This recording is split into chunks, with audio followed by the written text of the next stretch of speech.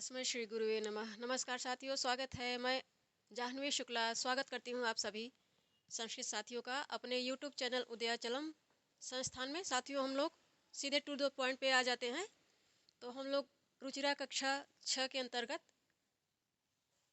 इसके 10वीं पाठ का शीर्षक है कृषिका कर्म वीरा। इस पाठ का अध्ययन कर रहे हैं। तो इसकी जो पाठ्य सामग्री आ रही थी उसका अध्ययन कर लिया है। अब नेक्स्ट फाइल में ये शब्दार्थ और इसका जो अभ्यास आ रहा है वो पढ़ेंगे। तो ये शब्दार्थ के अंतर्गत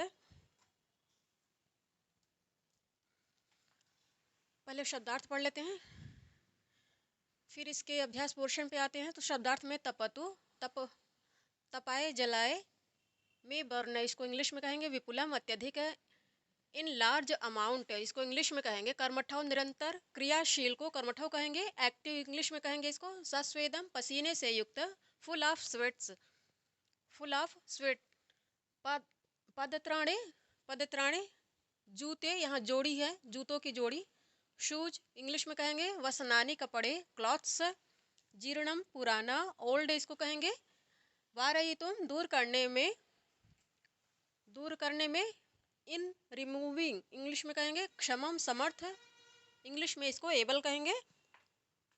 इसके पश्चात सस्य पूर्णानी, तो सस्य पूर्णान का अर्थ है फसल से युक्त, फुल ऑफ क्रॉप्स, धरित्री, धरित्री पृथ्वी को कहते हैं, अर्थ इंग्लिश में कहेंगे इसको कंटकावृता, कांटे से परिपूर्ण, फुल ऑफ थॉर्न्स, क्षुधा तृषा कुलव, भूख प्यास से बेचैन, तो इसको कहेंगे distressed with hunger and thirst English में।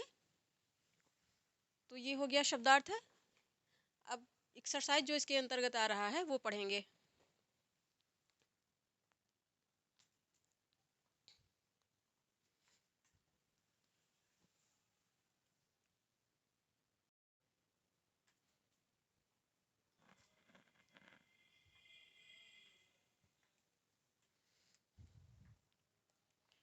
अब अभ्यासा के अंतर्गत पहली और दूसरी हेडिंग आ रही है।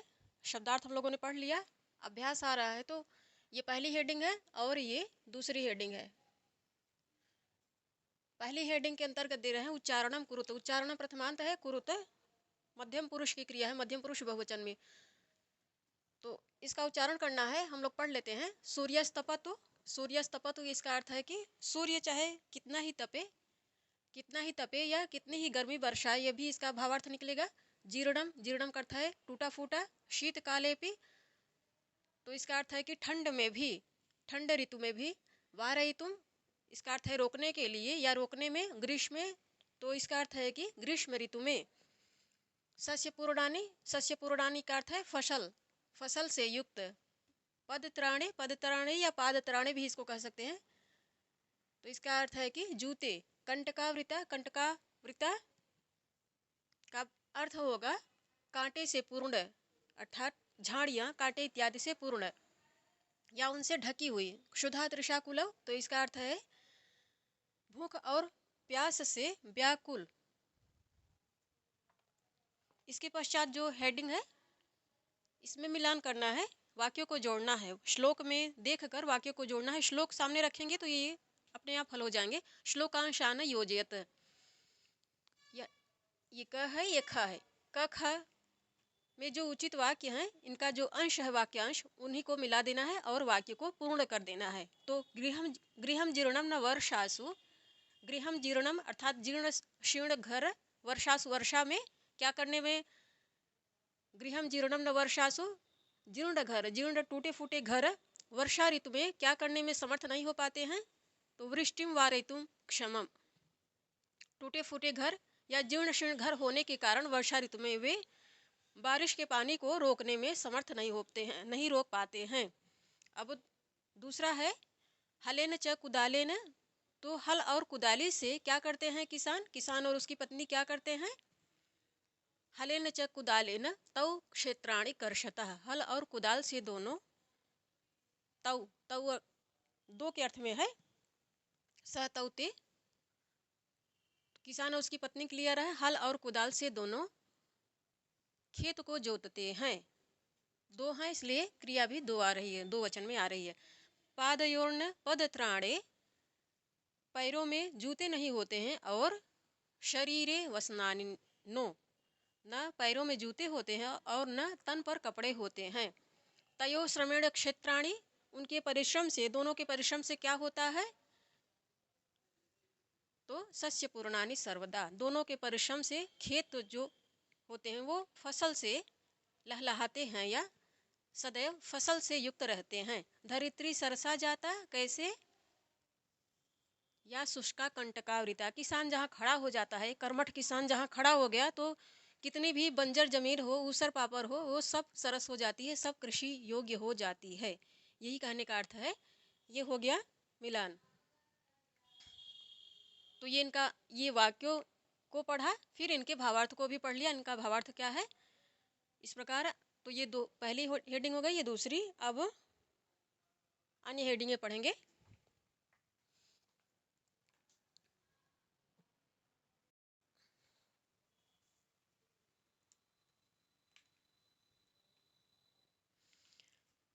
अब अभ्यास के अंतर्गत तीसरी और चौथी हेडिंग को एक साथ हम लोग पढ़ लेते हैं। तो तीसरी हेडिंग में दे रहे हैं कि उपयुक्त वचनानाम समक्षम आम, आम का अर्थ है हाँ, अनुपयुक्त कथनानाम, अनुपयुक्त कथनानाम समक्षम न इति लिखत। तो इसका अर्थ है कि उपयुक्त कथनों के, ये षष्ठी बहुवचन में है, ये भी षष्ठी बहुवचन में आ रहा है। कथनम है, वचनम है, तो ये दोनों ही पद जो हैं नपुंसक लिंग में बनेंगे षष्ठी बहुवचन में। समक्षम का प्रथमांत है। तो उपयुक्त कथनों के सामने हाँ, और अनुपयुक्त कथनों के सामने नहीं, इस प्रकार लिखिए। लिखत, लिखत लोट लकार मध्यम पुरुष बहुवचन में है ये क्रिया। अब उदाहरण दे रहे हैं, यथा कृषका शीतकालेपि कर्मठाः भवन्ति। तो यहाँ पे इस स्थल पे आम हो जाएगा। पुस्तक खोल के रखिए आप लोग, पुस्तक में दिया है। यहाँ आम है, आम का अर्थ है हाँ। फिर दूसरा उदाहरण दे रहे हैं, कृषका हलन क्षेत्राणि न कर्षन्ति। तो यहाँ नहीं लिखा जाएगा, न, अर्थात ऐसा नहीं है। वो हलेन, कृषका हलन क्षेत्राणि कर्षन्ति, ये सही है। ये जो अर्थ, जिस अर्थ में यहाँ दे रहे हैं वो गलत है, इसलिए न रखेंगे, न अर्थात नहीं। अब स्वयं हम लोगों को पढ़ के अभ्यास पूरा करना है इसको। कृषका सर्वेभ्य अन्नम यच्छन्ति, किसान सभी को, सभी प्राणियों को खाने के लिए अन्न देते हैं, या फिर खाने के लिए, सभी प्राणियों के लिए अन्न पैदा करते हैं। तो हाँ, यहाँ पर होगा आम, हाँ। अब दूसरा वाक्य है, कृषकाणाम जीवनम कष्टप्रदम न भवति। तो यहाँ इस वाक्य का भावार्थ है कि कृषकों का या किसानों का जीवन कष्टपूर्ण नहीं होता है। तो ये गलत है वाक्य, होता है। तो कहेंगे कि कृषकाणाम जीवनम कष्टप्रदम न भवति, तो न यहाँ पे लिखेंगे, अर्थात जो वाक्य का भावार्थ है वो गलत है, ऐसा नहीं है, बल्कि किसानों का जीवन कष्टप्रद होता है।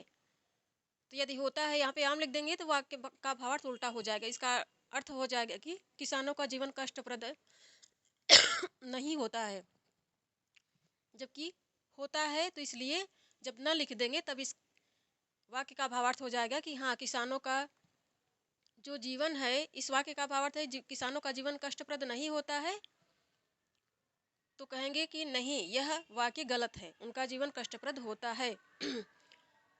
अब तीसरे नंबर का वाक्य है, कृषकः क्षेत्राणि सस्य पूर्णानि करोति, किसान खेतों को फसल युक्त करता है। तो इसके लिए कहेंगे आम, हाँ, वह ऐसा करता है।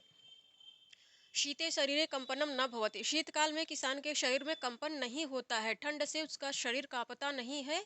तो यह वाक्य गलत है, जबकि कांपता है। तो यहाँ पे लिखेंगे कि ना, अर्थात जो वाक्य में कह रहे हैं ये गलत है, हम उससे सहमत नहीं है, इसलिए यहाँ पे न लिखेंगे, नहीं। अब पांचवें नंबर का वाक्य है, श्रमेण धरित्री सरसा जाता सरसा भवति। तो हाँ, परिश्रम के कारण धरती या भूमि कृषि योग्य हो जाती है, बोने जोतने लोग के योग्य, बोने जोतने लायक हो जाती है परिश्रम के कारण। ये हो गया इसका भावार्थ है।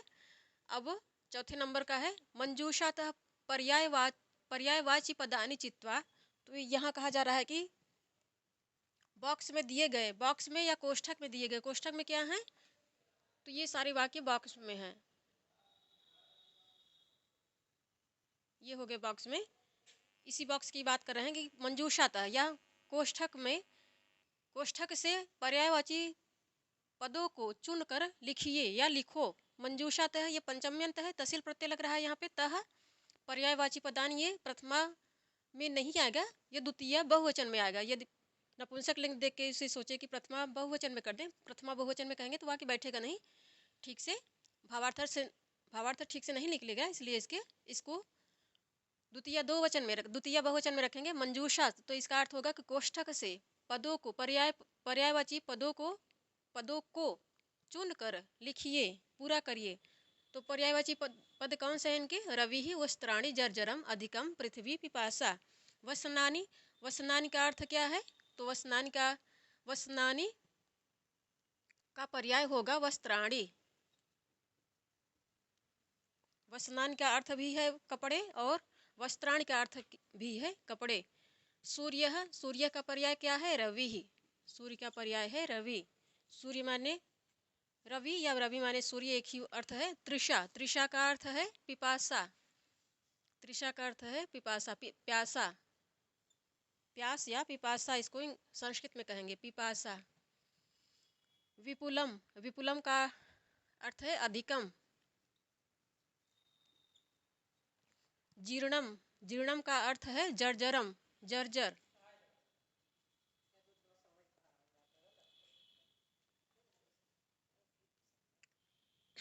धरित्री, धरित्री का अर्थ है पृथ्वी। वसनानि, वस्त्राणि, इसका पर्याय है सूर्य, सूर्य का पर्याय है रवि, तृषा का पर्याय पिपासा, विपुलम का पर्याय होगा अधिकम और जीर्णम का पर्याय होगा जर्जरम, धरित्री का पर्याय होगा पृथ्वी।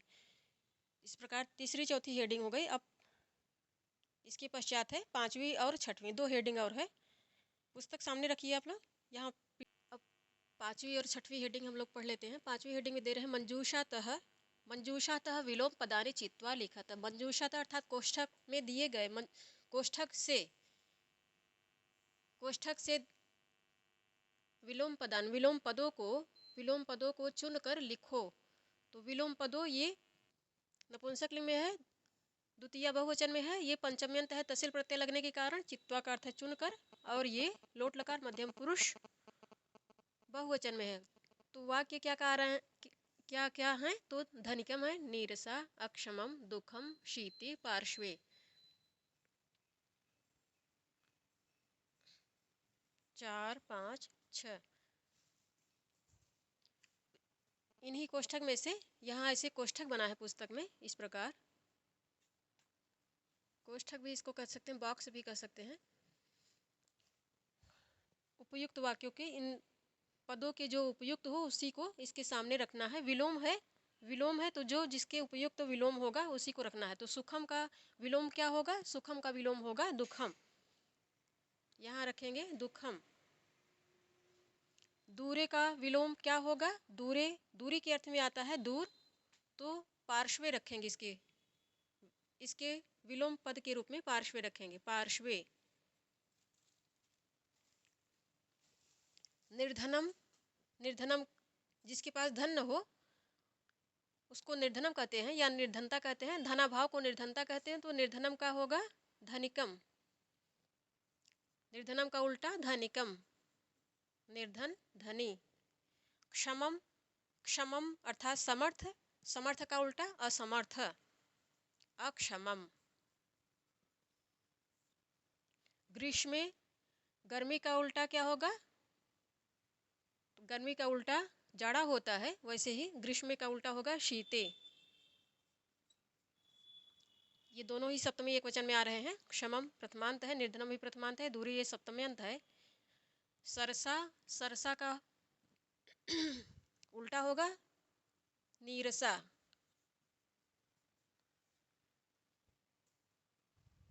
सरस सुरुचिपूर्ण, और नीरस का होगा जो सुरुचिपूर्ण न हो उसको कहेंगे। तो ये हो गया सुखम का उल्टा दुखम, दूरे का पार्श्वे, निर्धनम का धनिकम, क्षमम का क्षमम, ग्रीष्मे का शीते, सरसा का निरसा। सुखम सुख, दुख, दूर में, पास में, निर्धन, धनी, क्षमम अर्थात समर्थ असमर्थ, गर्मी में जाड़े में, और सरस नीरस। अब छठा शीर्षक है इसका, प्रश्न नाम उत्तराणी लिखत, प्रश्नों के उत्तर लिखो। प्रश्न नाम क्या है, नपुंसक लिंग में है। प्रश्न नाम, प्रश्न नाम ये षष्ठी बहुवचन में आ रहा है, षष्ठी बहुवचन में आएगा। और उत्तराणी, उत्तर लिखिए। उत्तराणी या उत्तरों को, प्रश्नों प्रश्नों के उत्तर लिखिए, ये प्रथमांत आएगा, नपुंसक लिंग में है इसलिए प्रथमा बहुवचन में आ रहा है। प्रश्नों के उत्तर लिखिए। लिखत लोट लकार मध्यम पुरुष बहुवचन में है, तो प्रश्न नाम ये पुल्लिंग बनेगा, ये नपुंसक लिंग बनेगा। ये पुल्लिंग है और ये नपुंसक लिंग में है। कृषका केन, कृषका केन क्षेत्राणि कर्षन्ति, तो उसके लिए पुस्तक सामने रखिए, कविता को सामने रखिए, सारा उत्तर उसी में मिलेगा। कृषका केन क्षेत्राणि कर्षन्ति, तो यहाँ पे हलेन च कुदालेन, कृषकाः हलेन च कुदालेन, या फिर हलेन कह सकते हैं, केवल हलेन भी कह सकते हैं। कृषका हलेन क्षेत्राणि कर्षन्ति। यहाँ फर्क क्या है, सिर्फ केन के स्थान पर केन को हटाकर हलेन रख देना है, बाकी सब वही रख देना है। और यहाँ प्रश्नवाचक चिन्ह की जगह यहाँ पूर्ण विराम रख देना है। केशाम कर्म वीरत्वम न नश्यति, केशाम कर्म वीरत्वम,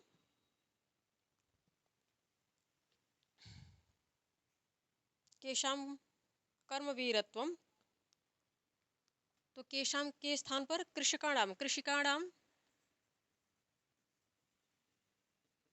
कृषिकाणाम उत्तर इसी पंक्ति में ही छिपा है। ये जो कविता, जो छंद हैं कविता के रूप में, हिंदी में इनको कविता कह सकते हैं, संस्कृत में इनको छंद कहेंगे। छंदों में ही इनके उत्तर छिपे हुए हैं। कृषिकाणाम कर्मवीरत्वम न नश्यति, कृषकों की कर्मठता नष्ट नहीं होती है। कृषकों की कर्मठता या कर्मशीलता नष्ट नहीं होती। श्रमेण का सरसा भवति, तो श्रमेण धरित्री सरसा भवति, इसका उत्तर होगा, यहाँ दिया है श्रमेण, श्रमेण धरित्री सरसा भवति, सरसा भवति। परिश्रम से धरती सरस हो जाती, नीरस से सरस हो जाती, अर्थात ऊसर से उपजाऊ, ऊसर से उपजाऊ या बंजर से उपजाऊ हो जाती है। आप इसको धरती के संदर्भ में यह भी कह सकते हैं कि धरती बंजर से उपजाऊ हो जाती है। कैसे, श्रम से, परिश्रम से धरती बंजर से उपजाऊ हो जाती है। कृषका सर्वेभ्यः किम किम यच्छन्ति, तो कृषका सर्वेभ्यः शाकम अन्नम दुग्धम फलम दुग्धम यच्छन्ति। कृषकाः सर्वेभ्यः, किसान सभी के लिए क्या क्या देते हैं, तो शाकम, शाकमन्नम, फलम, दुग्धम यच्छन्ति। किसान सभी के लिए सब्जी, अन्न, फल, दूध देते हैं। कृषकात दूरे किम तिष्ठति, कृषकात यहाँ पे तो सुखम होगा। कृषकात